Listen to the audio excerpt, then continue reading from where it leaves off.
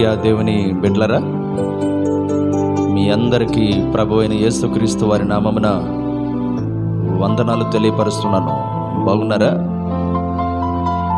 ఇప్పుడు నేను మాట్లాడబోతున్న ప్రత్యేకమైన సందేశం ఏంటంటే సపరేట్, వేరుపరుచుట.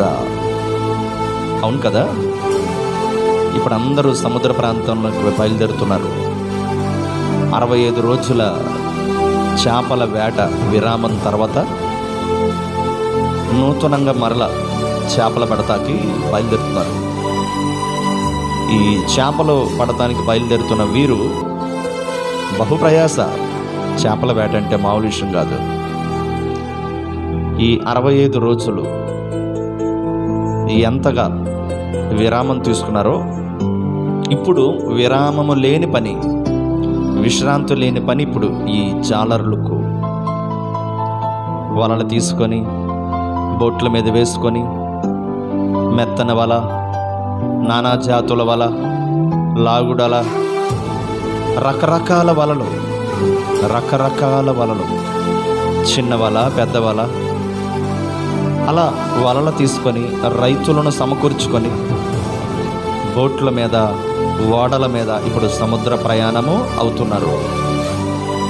ఒక దినం కాదు, 3 దినాలు, 5 దినాలు, వారము రోజులు కూడా ఆ రాత్రింపగళ్ళు ఆ వలలు వేసి ప్రయాసపడి కష్టపడుతుంటారు.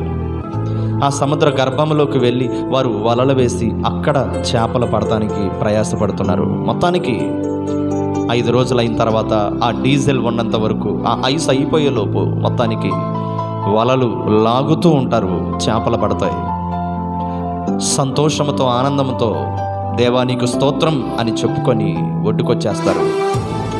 ఇప్పుడు వీళ్ళు ఒడ్డుకొచ్చినప్పుడు ఈ వలలో ఉన్న చేపలని ఒడ్డు మీద వేస్తారు. ఒడ్డు మీద వేస్తే మంచి చేపలన్నీ ఒక పక్కన ఉంటాయి, పాడైపోయిన చేపల్ని పక్కన పడేస్తారు. మంచి చేపలని కొట్లకు పంపిస్తారు, పాడైపోయిన చేపల్ని పక్కన పడేసి వెళ్ళిపోతారు. చూసారా?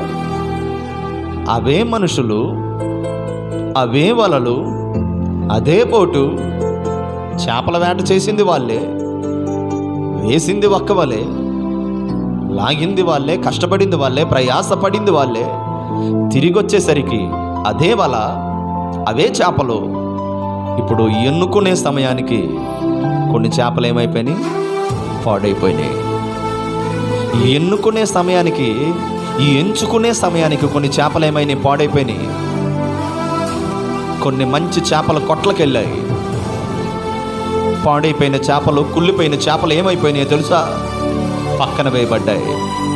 ఆ చేపల్ని కుక్కలు తింటున్నాయి. ఆ చేపల్ని చాలామంది తొక్కేస్తూ ఉన్నారు.